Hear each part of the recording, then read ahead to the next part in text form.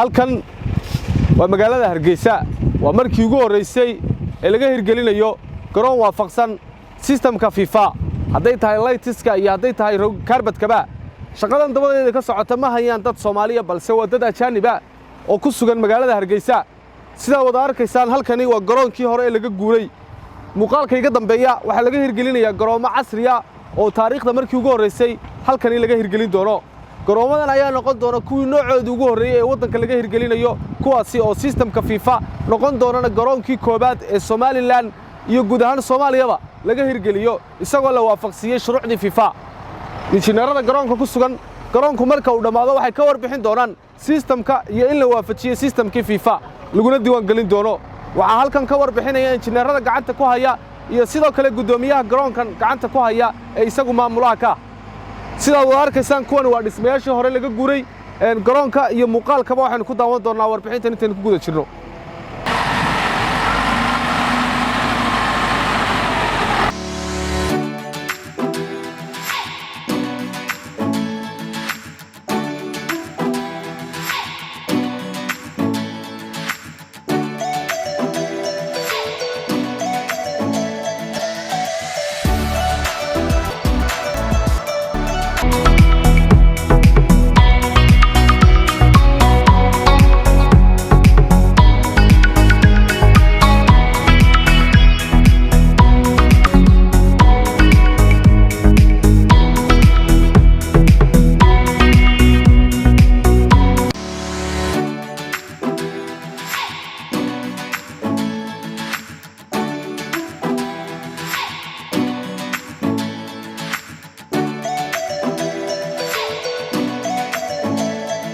marka wad ilaahay ma hadda iska leh runtii marka labaad oo ku mahad celinayaan aad noo soo booqateen Cali Galle Stadium oo ay ka socoto shaqo ballaaran taasoo ka socotay muddooyinkii u dambeeyayba runtii garoomadeeni hore inoo dhisnaa aynu ku ciyaari jirnay waan ka guurnay waxaan sameeynay garoomo standard ah oo loo dhisay si standard ah oo caalami ah oo waafaqsan shuruucda ama systemka FIFA garoomada oo dhisanto runtii waxaan keenay shirkad ajaaniba oo injineera 30 sano u dambeeyay ka shaqeynayay garoomada noocan ah oo ayagu ku takhasusay runtii waan ku faraxsanahay inaan noqono shirkadda Cali Galle Group ahaan shirkadii ugu horeysay ee dalka gudihiisa iyo dhammaan Soomaaliba keentay garoomo systemkan iyo nashqadan iyo xeerka FIFA waafaqsan Afrika marka laga hadlo waxa naga horeysay laba dal oo kaliya Egypt iyo Koonfur Afrika runtii macaamiishii ku xidhneyd shirkadda Cali Galle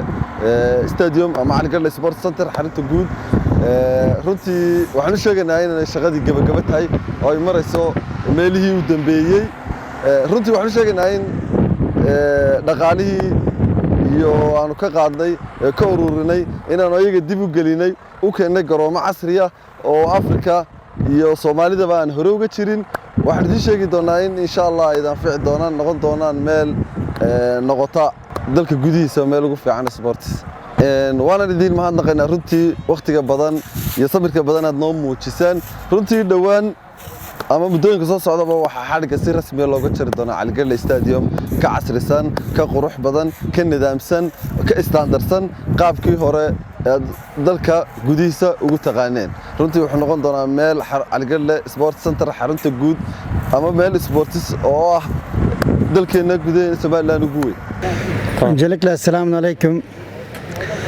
ben Türkiye'den Reform Sport adına buraya geldik buradaki firma bize gelip halı aldılar halının kendisi FIFA testidir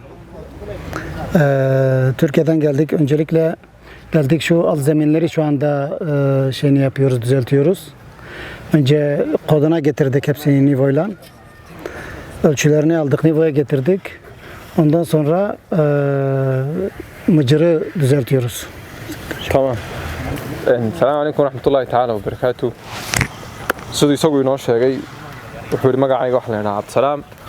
Waxaan ka mid ahay shaqaale ka shaqeeya shirkad ka shaqeysa Turki oo shaqadooda iyo waxay qabtaan ay ansixisay FIFA halkan waxaan nimid salaasadeedii ayaan shaqada u soo diyaar garownay oo Hargeysa soo galnay alaabta iyo waxaan ayaan Turki ka wada keenay say u dhantahay annaguna alaabtaan la soconay hadda waxa wada arkaysan saad arkaysan shaqadan bilownay iminka markii hore ciid iyo la soo simay hadda çaygii baanu wadnaa oo la simayaa. Tamam. Şimdi biz zemini güzel bir şekilde mastarı çektikten sonra Tamam. Buna üstüne keçe gelecek. Geçen sefer göstermiştim, belki görmüştünüz. Keçeyi falan göstermiştim. Keçeyi sereceğiz üzerine. Tamam. Keçeden sonra keçeyi sulayıp üstüne halıyı sereceğiz. Tamam. Ondan sonra kum gelecek üzerine. Tabii. Ondan sonra o SPR var ya, siyah olan üzerine gelecek ve bunların hepsi kilogramları hepsi FIFA standartlarına göre biz getirdik hepsini. Tamam. Ve ona göre halının üzerine sereceğiz. Ondan sonra fırçalayıp işi bitireceğiz.